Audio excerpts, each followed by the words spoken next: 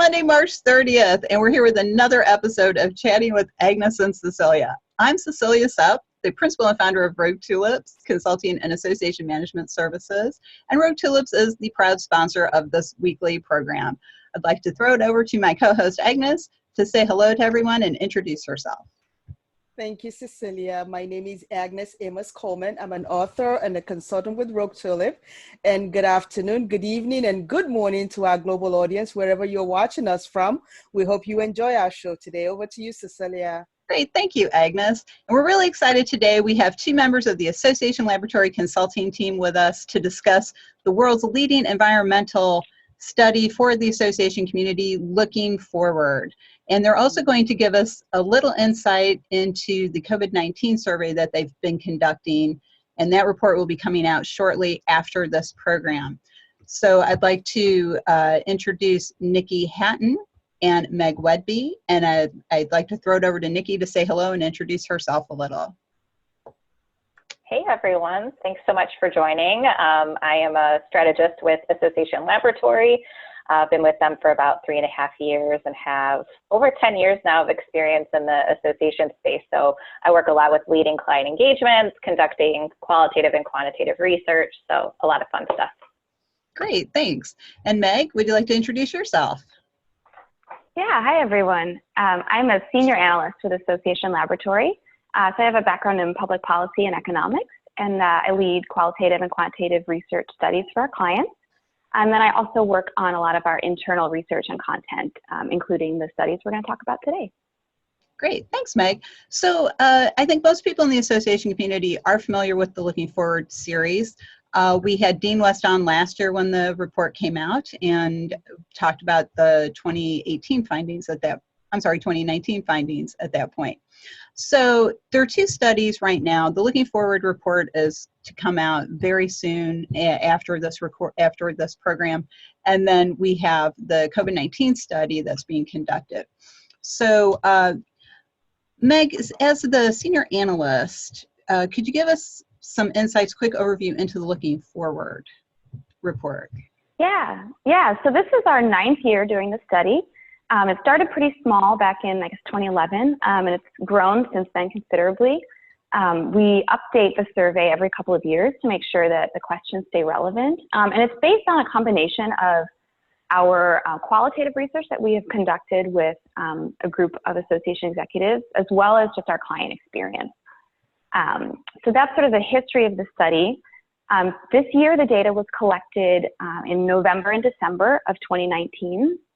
And every year what we do is ask about, there's kind of 3 main areas. So we ask about what are the main issues affecting your members. We ask, what do you believe the impacts of those factors are going to be on your association strategy? And then this is the 2nd year that we've incorporated a new section where we ask about solutions to challenges. So we have people indicate what they intend to do to solve the different challenges they're facing.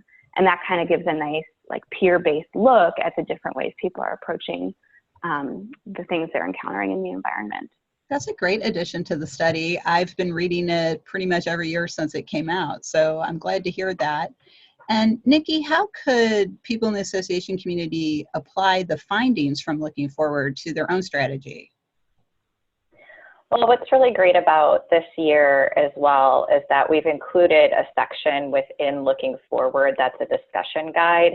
So whatever the association might be experiencing and relating that to the findings themselves and looking forward, they can actually apply that to execute a meaningful conversation with their team surrounding not just the Looking Forward data, but any other secondary research or any other association research that they might have to sort of tailor it to whatever they might be experiencing personally within their association. Mm-hmm. And then I'm going to throw it over to Meg again. So now there's another study being conducted about the impact of the COVID-19 crisis on the association community. And I think we've all been monitoring this probably more than we want to, because it's just all over the place and we're all under house arrest basically right now. So what are some of the things that maybe you have a little insight into the data already before the report comes out? You know, what are you seeing that might be of interest so far? Cecilia, before you, Yeah. Oh, have sorry. that Oh, question- I'm sorry, Meg. Let Agnes has something. I'm sorry. Throw it over to Agnes. Sure. I'm sorry to interrupt, but there's something here that might benefit our association community. I'm just curious to find out how broad is your stakeholder with the studies? Who were part of the studies that you've engaged? Because that's what creates value and credibility, having to understand who the stakeholders that you've involved in the study. A great question. Yeah, really glad you asked that. So just a couple numbers, and then I'll throw it to Nikki to talk a little more about our research alliance. This year we got 500 participants in the study, and about 400 of those were association chief staff executives. So we get a pretty good base there. We use both our internal contacts as well as utilizing the research alliance that we have set up to really increase our reach. So Nikki, maybe you can talk a little about that.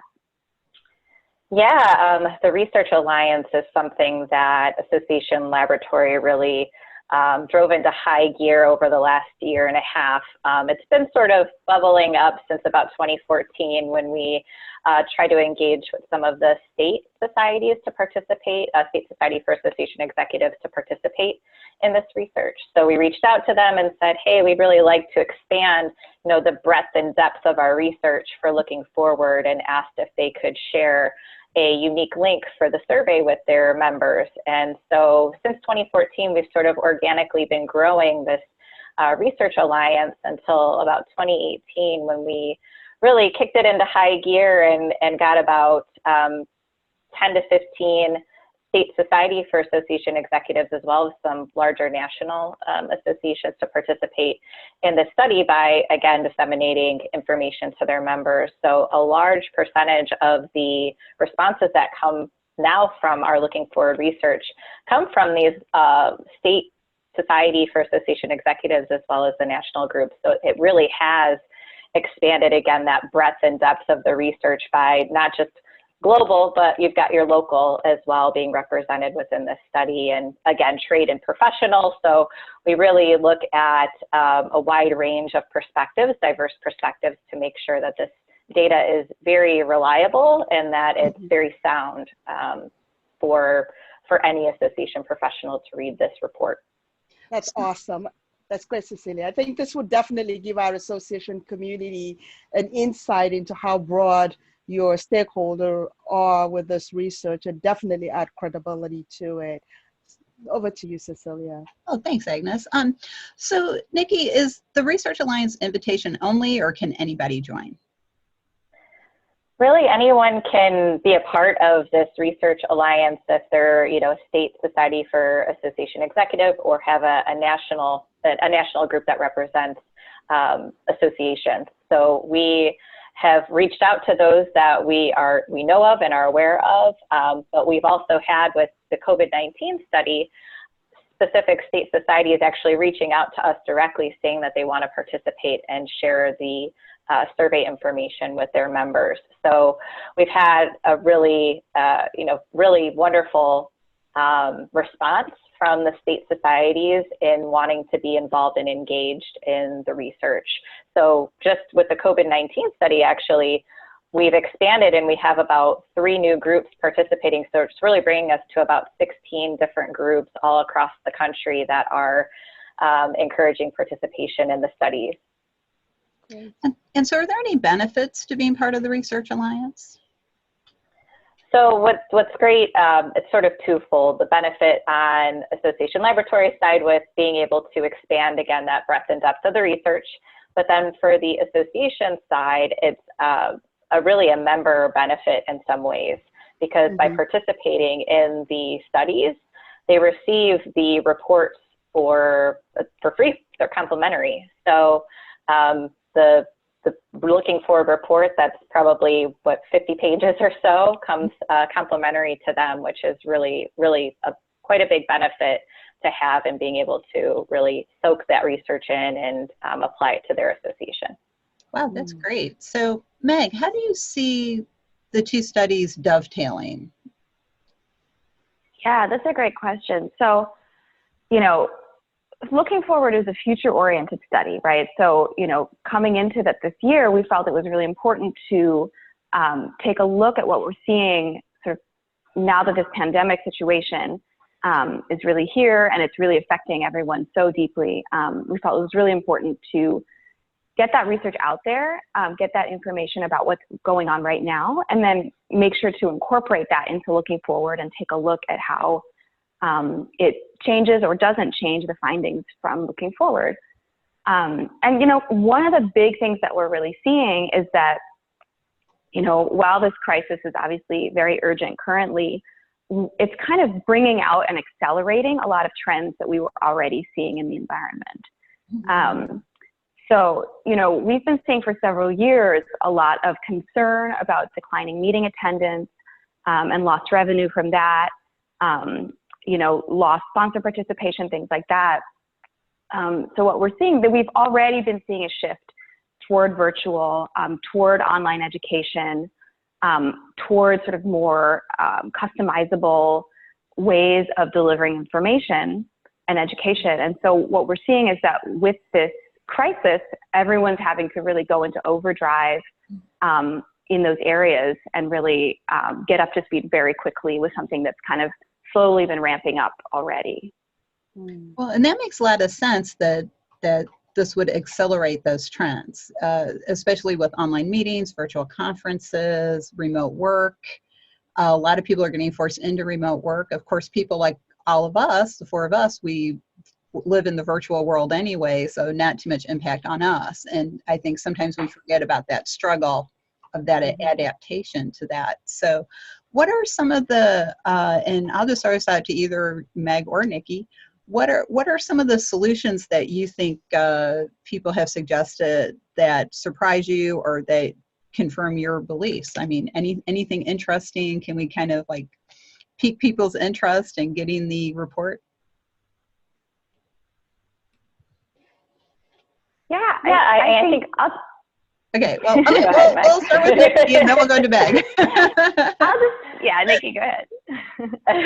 No, I mean, I think there are, as far as some of the solutions that people are really exploring, like Meg said, that it is really becoming accelerated in terms of investing in the appropriate technology infrastructure to support online education, and just overall creating that more robust content. So just thinking a little bit more creatively about how they can really ramp up and do that very quickly, and trying to do that very methodical as well. So not just taking a conference and then turning it virtually, but thinking a little bit more strategically about how to plan that in terms of what maybe content do they already have that they could also be transitioning into online or digital content in some sort of ways. So I think that building more robust content is, that is a big solution here to what we're seeing in both of the looking forward as well as the COVID-19.